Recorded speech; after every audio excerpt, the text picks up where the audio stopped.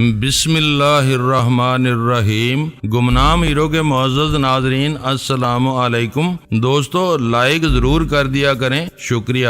آئیے چلتے ہیں کہانی کی طرف۔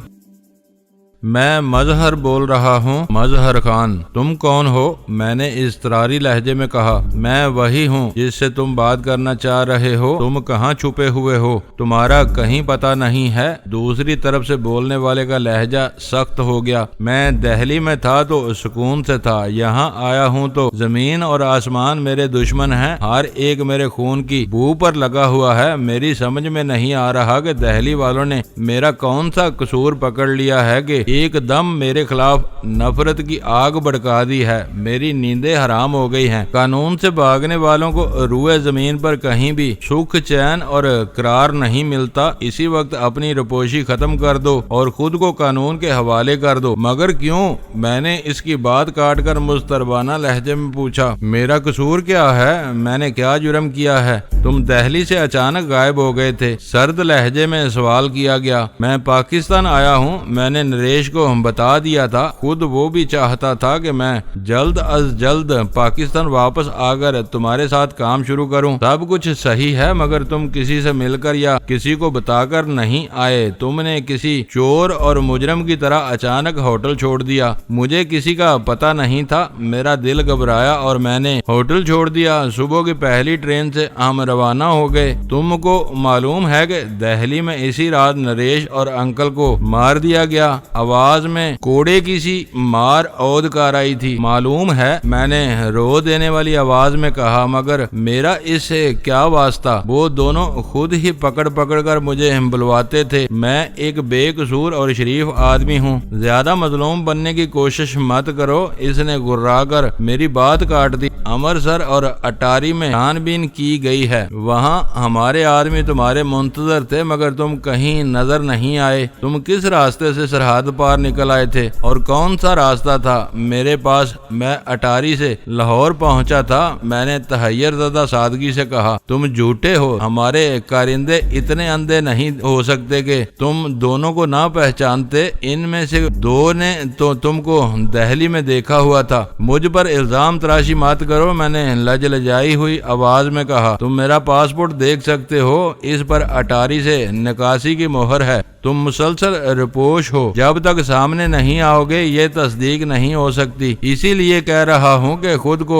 مقامی قانون کے حوالے کر دو، دودھ کا دودھ اور پانی کا پانی ہو جائے گا۔ مجھ پر ایسے بھیانک الزامات ہیں کہ پولیس کے تصور سے میرے رونگٹے کھڑے ہو جاتے ہیں۔ وہ مجھے زندہ نہیں چھوڑیں گے، وہ تمہیں نہیں مار سکتے جب تک ہمارے دو آدمیوں کا اصل قاتل نہیں ملتا۔ تم زندہ رہو گے۔ پولیس والے زندگی کو جہنم بنا دیتے ہیں، ان کا قیدی مر جانا چاہتا ہے لیکن موت اس سے کوسوں دور بھاگتی ہے۔ تم مجھے بہلانے پھسلانے کی کوشش نہ کرو، میں نے دہلی میں بھی بہت مار کھائی ہے، اب مجھ میں اور زیادہ پٹنے کی سکت نہیں ہے۔ اس وقت تم کہاں رپوش ہو؟ قدرے توقف کے بعد سوال کیا گیا۔ یہ میں کسی کو نہیں بتاؤں گا۔ مجھے ایسا لگ رہا ہے جیسے نریش سے 1 مہینے کی تنخواہ لے کر میں نے اپنی زندگی اسے بیچ دی تھی۔ ڈراؤنی موت کے خوف سے میرے رات کی نیندیں اڑ گئی ہیں۔ تم حالات کا شکار ہوئے ہو۔ اس بار بولنے والے کا لہجہ قدرے ہمدردانہ ہو گیا تھا۔ اگر تم بے قصور ہو تو تمہارا بال بھی بیکا نہیں ہوگا۔ تم پولیس کے پاس جانے سے ڈر رہے ہو تو اپنا پاسپورٹ لے کر کسی بڑے اخبار کے دفتر میں چلے جاؤ اور خفیہ معاملات کے سوا انہیں ہر بات بتا دو۔ اس سے تمہیں کیا حاصل ہوگا؟ میری شامت آ جائے گی۔ بہت سے اخبار والے پولیس سے بتا لیتے ہیں اور ان کے لیے مخبری کرتے ہیں۔ میں کسی غلط آدمی سے ٹکرا گیا تو اخبار میں میری سنائی ہوئی کہانی کا ایک لفظ بھی نہیں آئے گا، میں مفت میں دھر لیا جاؤں گا، کچھ نہیں ہوگا۔ اس بار وہ جلا گیا۔ اس وقت کسی نہ کسی طرح یہ بات ظاہر ہونا ضروری ہے کہ تم زندہ ہو اور پاکستان میں ہو، باقی باتیں بعد میں ہوتی رہیں گی۔ وہ مجھے پرانی کاروں کا ایک سادہ لو تاجر سمجھ کر چالاک بننے کی کوشش کر رہا تھا، مگر میں اس کی مکاری سمجھ رہا تھا۔ وہ کراچی میں بیٹھا ہوا کوئی مقامی ہندو تھا، مگر اس کے قونصل خانے کے دہلی کے حکمرانوں کے ساتھ گہرے روابط تھے۔ اسے معلوم تھا کہ مظہر کے بارے میں پاکستان نے بھارت سے جوابی مطالبہ کر دیا تھا، جس کا بھارتی حکمرانوں کے پاس کوئی جواب نہیں تھا۔ وہ مجھے پیش کر سکتے تھے، نہ ان کے کسی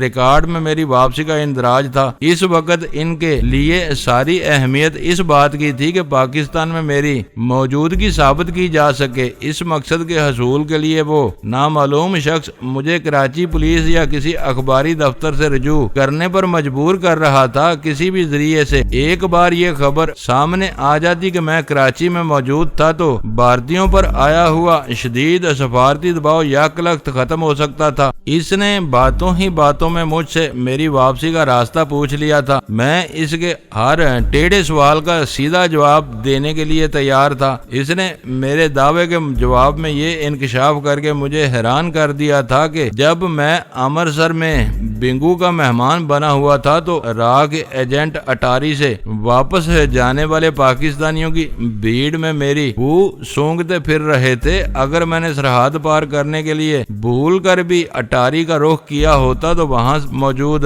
بھارتی گدوں کے چنگل میں پھنس گیا ہوتا۔ میں یہ خطرہ مول نہیں لوں گا، میں نے مصالحانہ لہجے میں کہا۔ تمہارے لیے میں کچھ بھی نہیں ہوں، پتہ نہیں تم مجھے اپنے کس کھیل میں ایک مہرے کی طرح استعمال کرنا چاہ رہے ہو۔ مجھے اپنی جان بہت عزیز ہے، میں اپنے رشتہ داروں کی پناہ میں زیادہ محفوظ ہوں، مجھے کچھ دن سکون سے گزار لینے دو۔ پھر تم نے مجھے فیکس پر اپنی فریاد کیوں بھیجی تھی؟ دوسری طرف سے گرا کر سوال کیا گیا۔ سوال سے ظاہر ہو رہا تھا کہ بولنے والا چندن تھا۔ میرا خیال تھا کہ یہ سارا چکر شاید کسی غلط فہمی کی وجہ سے چل رہا ہے۔ میں تم سے رجوع کروں گا تو میرا مسئلہ حل ہو جائے گا۔ میں تمہیں حل بتا رہا ہوں مگر تم اپنی احمقانہ ضد پر اڑے ہوئے ہو۔ تمہارے بتائے ہوئے حل پر میرا دل نہیں ٹک رہا۔ اس وقت میں سامنے آیا تو مارا جاؤں گا۔ تم کو مجھ پر بھروسہ ہونا چاہیے، میں تمہیں غلط مشورہ نہیں دے سکتا، اس نے زور دے کر کہا۔ میں نے کہا نا کہ تمہاری نیت پر مجھے کوئی شک نہیں ہے، بس میرا دل نہیں مان رہا۔ تو کان کھول کر سن لو کہ میں جو کچھ کہہ رہا ہوں وہ میرا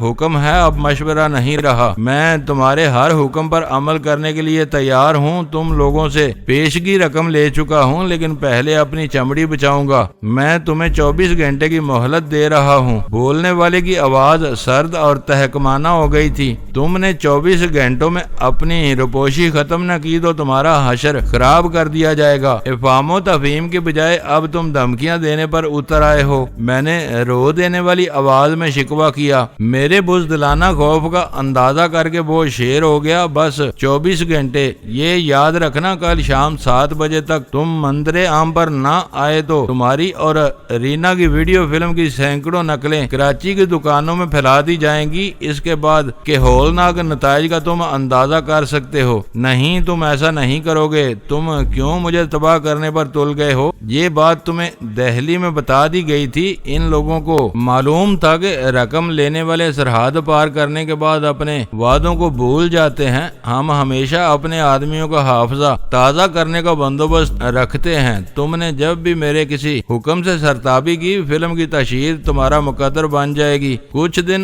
گزر جانے دو، یہ دھول بیٹھ جائے گی تو میں خود بخود سامنے آ جاؤں گا، میں نے خوش آمدانہ لہجے میں کہا۔ ہرگز نہیں، ہم احمق نہیں ہیں کہ تمہاری سہولت کے وقت کا انتظار کریں گے۔ 24 گھنٹے بعد فلم بازار میں آ جائے گی، اسی کے ساتھ ہی ہمارے آدمی تمہاری تلاش میں نکل پڑیں گے۔ یہ نہ سمجھنا کہ میرے حکم کے سرتابی کر کے تم زیادہ دیر روپوش رہ سکو گے۔ میرے آدمی تمہیں تمہاری کمی گاہ سے نکال کر کسی گندے تھانے کے سامنے ڈال دیں گے۔ میں اخبار پڑھتا رہا ہوں، تم لوگوں کی اصل دشمنی کسی ڈینی سے ہے، تمہیں اس کی تلاش تھی۔ دہلی والے بلا وجہ میرے پیچھے کیوں لگ گئے ہیں؟ اتنی دیر میں تم نے پہلی بار ڈنگ کی کوئی بات کی ہے؟ میرے سوال پر اس کے لہجے میں یک تبدیلی اور نرمی آ گئی۔ ڈینی اول درجے کا حرامی اور کتے کا پلا ہے، دہلی میں سارا گند اسی کا پھیلایا ہوا ہے۔ یہ تمہاری بد نصیبی ہے کہ جس وقت وہ دہلی کی ایک بستی میں خون ریزیاں کر رہا تھا، اسی وقت تم دہلی چھوڑ رہے تھے۔ وہ پاکستانی ہے، تم بھی پاکستانی ہو، شبہات کا رخ تمہاری طرف ہو گیا۔ میں تم کو یقین دلا رہا ہوں کہ یہ عارضی حالات ہیں، وقت کے ساتھ تمہیں ہر پریشانی سے نجات مل جائے گی۔ جب تک ڈینی ہاتھ نہیں آئے گا میرے سر پر تلوار لٹکتی رہے گی۔ میں نے بے یقینی سے کہا۔ اس کی دی ہوئی گالیوں کو میں نے خندہ پیشانی سے نظر انداز کر دیا تھا، جس پر جلال کی آنکھیں حیرت سے کشادہ ہو گئی تھی۔ اس کا وقت پورا ہو چکا ہے، تمہیں نہیں معلوم کہ کون کون اس کا پیچھا کر رہا ہے۔ اس مرحلے پر جلال سے صبر نہ ہو سکا۔ اسپیکر فون آن ہونے کی وجہ سے وہ مجبور تھا، اس لیے ہاتھوں کے تیز اشاروں اور لبوں کی خاموش جنبشوں سے مجھے کچھ سمجھانے کی کوشش کرنے لگا۔ اس وقت میرا ذہن اپنی اور اس کی گفتگو پر مرکوز تھا۔ جلال کی کوئی بات میری سمجھ میں نہیں آ سکی۔ تمہارے ہر مشورے پر میرا دل ڈوب رہا ہے، تم مجھے کہیں مروا دو گے۔ یہ تمہارا وہم اور اندر کا خوف ہے، ایسی کوئی بات نہیں ہوگی۔ بولنے والے کی آواز مزید نرم اور ناصحانہ ہو گئی۔ اپنے شکار کو شیشے میں اترتا ہوا محسوس کر کے اس نے مفاہمت کی راہ اپنا لی تھی۔ وقت کم ہے، مجھے تھوڑی سی مہلت دے دو میرا۔ وہ جواب سنتے ہی جلال مسرت سے اپنی جگہ پر اچھل پڑا۔ اس کا چہرہ مسرت سے دمک اٹھا تھا، شاید وہ اپنے مستربانہ اشاروں سے مجھے وہی بات سمجھانا چاہ رہا تھا۔ میں نے اپنی بات جاری رکھی۔ 24 گھنٹے کا وقت بہت کم ہے، تمہیں اندازہ نہیں ہے گزرتے ہوئے وقت کے ساتھ تم دلدل میں دھنستے چلے جاؤ گے۔ تم جتنی جلدی فیصلہ کر لو تمہارے حق میں بہتر ہوگا۔ مجھے کوئی فرق نہیں پڑے گا، میں تمہیں 24 کے بجائے 48 گھنٹے دے سکتا ہوں۔ حقیقت یہ تھی کہ وقت اسی کے لیے سب کچھ تھا، میرے لیے اس کی کوئی وقت نہیں تھی۔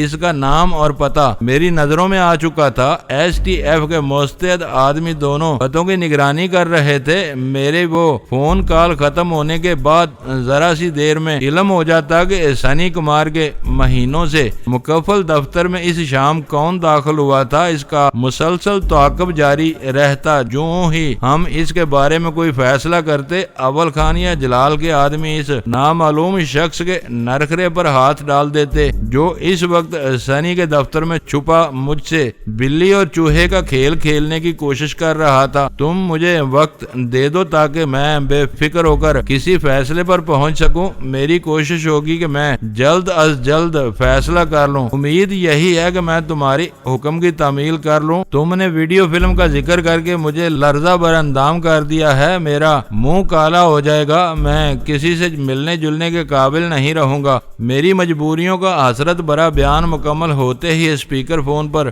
رونت امیز ہنسی کی آواز ابھری۔ پھر وہ بولا، تم بہت سمجھدار آدمی ہو، تمہیں ہر وقت یہ یاد رہنا چاہیے کہ دہلی والوں نے تمہیں بہت مضبوطی سے دوستی کے بندھن میں باندھا ہے۔ ہم سے منحرف ہو کر تم زیادہ دیر تک چین سے آزاد نہیں رہ سکتے۔ رفتہ رفتہ یہ باتیں میری سمجھ میں آتی جا رہی ہیں، میں نے آزردہ سی آواز میں کہا۔ میں 48 گھنٹے پورے ہونے سے پہلے تمہیں فون پر اپنا فیصلہ سنا دوں گا۔ ہرگز نہیں، اسی لمحے جواب آیا۔ تم بول رہے ہو کہ تمہیں یہ فون نمبر ایمرجنسی کے لیے دیا گیا ہے۔ میرے لیے اپنے فیصلے سے بڑی کیا ایمرجنسی ہو سکتی ہے؟ میں نے بے بسی سے پوچھا۔ آج تمہارا پہلا فون تھا، اس لیے میں نے گھنٹی بجتے ہی ریسیور اٹھا لیا۔ وہ کہہ رہا تھا ورنہ مجھ سے رابطے کے کچھ اصول ہیں۔ اس نمبر پر فون 6 بجے کے بعد وصول کیا جاتا ہے اور 12 گھنٹیوں کے بعد میں ریسیور اٹھاتا ہوں۔ 12 گھنٹیوں کے بعد کیوں؟ میں نے حیرت سے پوچھا۔ اس حیرت میں میری صداکاری کا کوئی دخل نہیں تھا۔ میں کسی غلط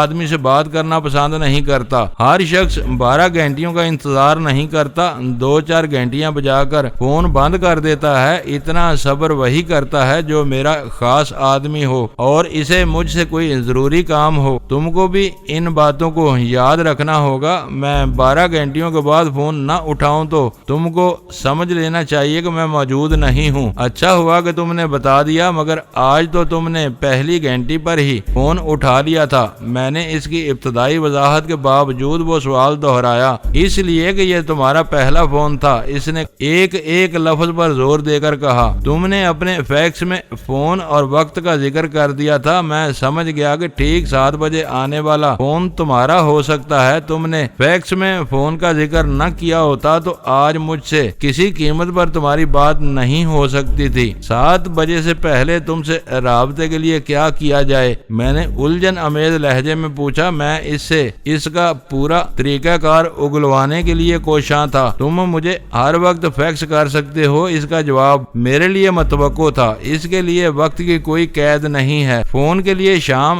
6 بجے سے صبح 6 بجے تک کی پابندی ہے۔ فیکس پر میں اپنی بپتا سنا سکتا ہوں، تمہارے مشورے نہیں سن سکتا۔ اب یہی دیکھ لو کہ اس وقت ہم نے فون پر جتنی باتیں کر لیں وہ 50 فیکس بھیج کر بھی نہیں ہو سکتی تھی۔ میرے پاس اسے قائل کرنے کے لیے مضبوط نقطہ موجود تھا۔ تم ٹھیک کہہ رہے ہو، لیکن میری بھی کچھ مجبوریاں ہیں۔ وقت اور 12 گھنٹیاں، یہ دو باتیں مجھ سے براہ راست رابطے کے لیے ضروری ہیں۔ کیا تم اب بھی اپنا نام نہیں بتاؤ گے؟ میں نے پوچھا۔ ناموں میں کچھ نہیں رکھا، تم آواز سے مجھے شناخت کر لو گے۔ یہ فون میں ہی اٹھاتا ہوں، کسی اور کی اس تک رسائی نہیں ہے۔ اس نے لمحہ بھر کے توقف کے بعد اپنی بات جاری رکھی۔ جب تم مندر عام پر آ جاؤ گے تو میں تم سے ضرور ملوں گا۔ اس وقت تم میرا نام بھی جان لو گے۔ مجھے شبہ ہونے لگا کہ وہ چندن گرنانی نہیں، کوئی بہت زیرک اور چالاک بھارتی تھا جو اپنی ذات کو پوشیدہ رکھنے کے لیے چندن گرنانی کا فیکس نمبر استعمال کر رہا تھا۔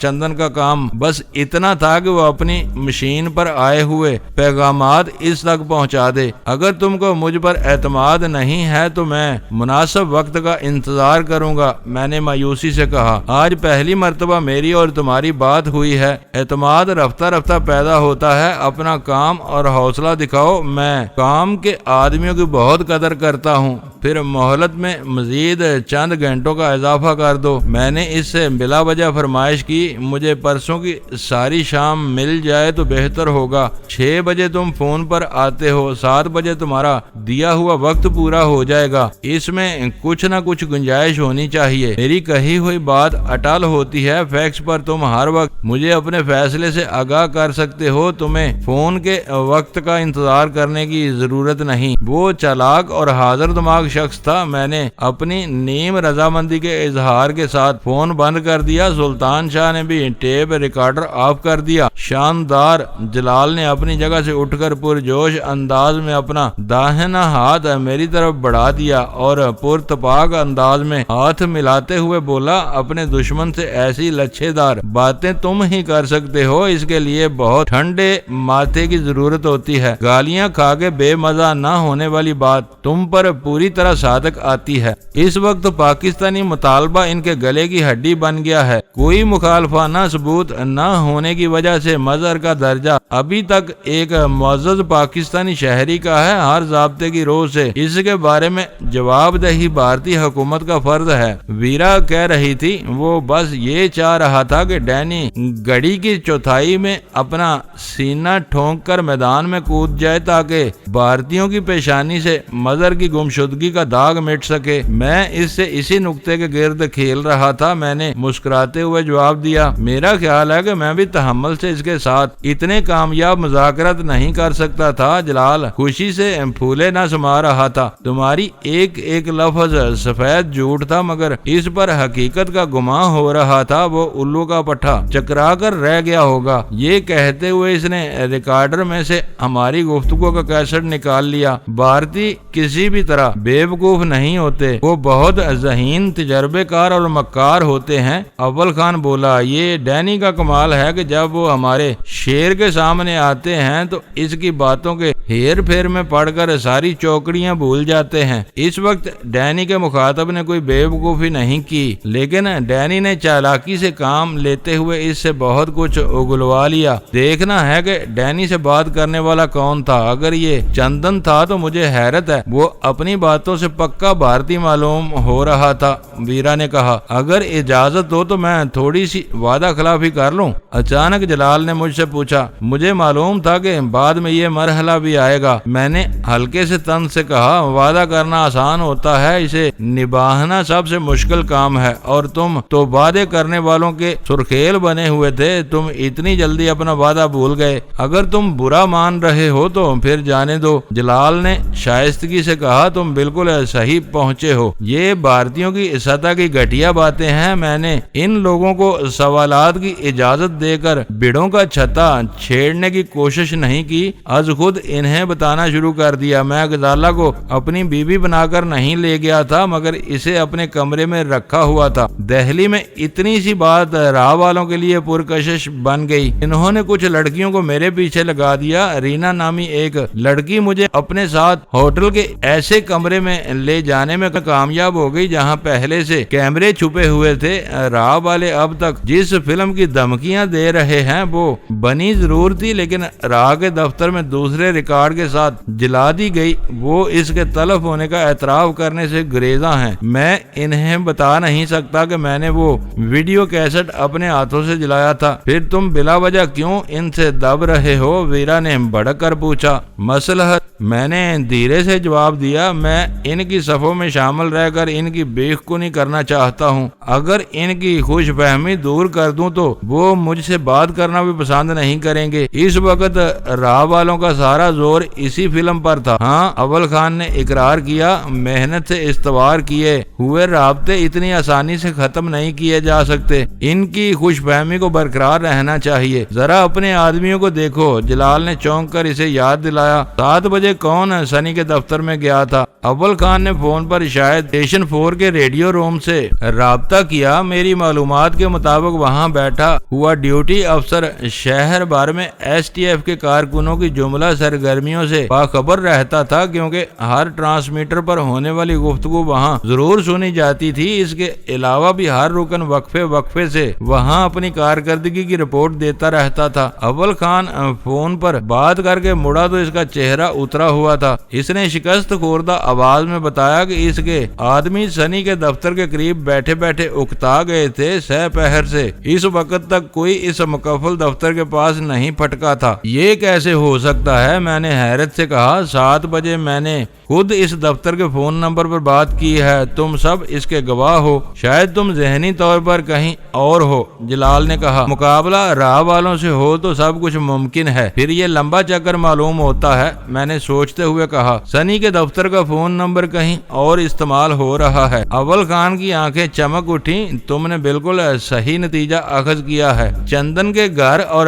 سنی کے دفتر میں 1.5-2 فرلانگ کا فاصلہ ہے۔ بیمار سنی کمار کے فرشتوں کو بھی کچھ پتا نہیں اور اس کا فون راہ والے استعمال کر رہے ہیں۔ وہ لائن یقینی طور پر چندن کے گھر پر استعمال کی جا رہی ہے۔ تمہارے آدمی وہیں موجود ہیں، کسی سے کہو کہ تالا کھول کر دیکھے کیا سنی کا فون ڈیڈ پڑا ہوا ہے۔ ویرا بولی۔ اگلی کسی کاروائی سے پہلے وہ یقین دہانی واقعی ضروری تھی۔ اول خان کا اپنے آدمیوں سے براہ راست کوئی رابطہ نہیں تھا۔ اس نے ایک مرتبہ پھر اسٹیشن 4 پر اپنی ڈیوٹی افسر کو ہدایت دی اور ہمارے ساتھ باتوں میں شریک ہو گیا۔ میں سمجھ رہا تھا کہ سنی کی راہ والوں سے ملی بھگت ہے مگر اب حالات کا دوسرا رخ سامنے آ رہا ہے۔ جلال کہہ رہا تھا سنی اپنے گھر پر بیمار پڑا ہوا ہے۔ اس کے فرشتوں کو بھی علم نہیں ہوگا کہ اس کے فون کے ساتھ کیا بدسلوکی کی جا رہی ہے۔ وہ بے گناہ نہیں ہو سکتا۔ سلطان شاہ نے پہلی مرتبہ جلال سے اختلاف رائے کی جسارت کی اور جلال کی تیوریوں پر ہلکا سا بال آ گیا۔ تم اسے گناہ گار کیسے قرار دے رہے ہو؟ جلال نے اسے پوچھا۔ پتہ نہیں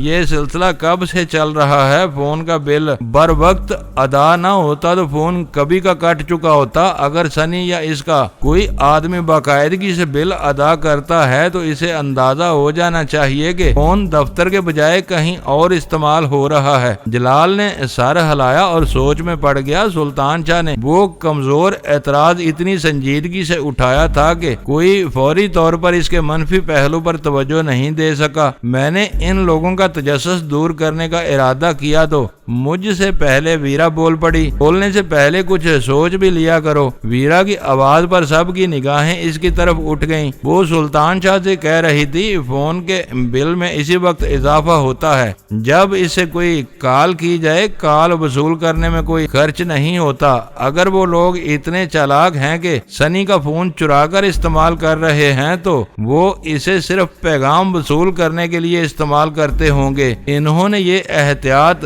رکھی ہوگی کہ اس نمبر سے کوئی فون نہ کیا جائے۔ سنی بے خبری میں ہر ماہ لائن رینٹ وغیرہ ادا کر رہا ہے۔ ہاں یہ تو ہے۔ جلال نے ویرا کی تصدیق کی۔ ہم اس امکان کو کیوں بھول رہے ہیں؟ یہ امکان ہی نہیں، حقیقت ہو سکتی ہے۔ ویرا کے مربوط اعتراض پر سلطان شاہ کا چہرہ خفت سے سرخ ہو گیا اور اس نے خاموشی سے سر جھکا لیا۔ حیرت ہے کہ ایسی سامنے کی بات فوری طور پر کسی کے ذہن میں نہیں آ سکی۔ جلال بڑبڑایا۔ جلال کی فرمائش پر غزالہ ایک مرتبہ پھر سب کے لیے چائے بنانے چلی گئی۔ اس مرتبہ ویرا بھی اس کے ساتھ کچن کی طرف گئی تھی۔ رات کے اس ابتدائی پہر میں سنی کے ویران اور مقفل دفتر میں گھسنا زیادہ دشوار نہیں تھا۔ ساری اہمیت صرف ایک بات کی تھی کہ اول خان کے آدمی کفل شکنی میں کتنے ماہر تھے۔ تھوڑی دیر بعد اسٹیشن 4 سے کال آ گئی۔ اول خان کے آدمیوں نے کفل شکنی کے بعد دفتر کو پہلے کی طرح دوبارہ لاک کر دیا تھا۔ مہینوں کے گرد و غبار میں اٹے ہوئے دفتر کا فون بالکل بے جان تھا۔ دوستو ویڈیو کو لائک ضرور کر دیا کریں۔ ISI پاک آرمی زندہ باد، پاکستان پائندہ باد۔ معزز ناظرین اپنا خیال رکھیے گا اور اپنے اس چینل کا بھی شکریہ۔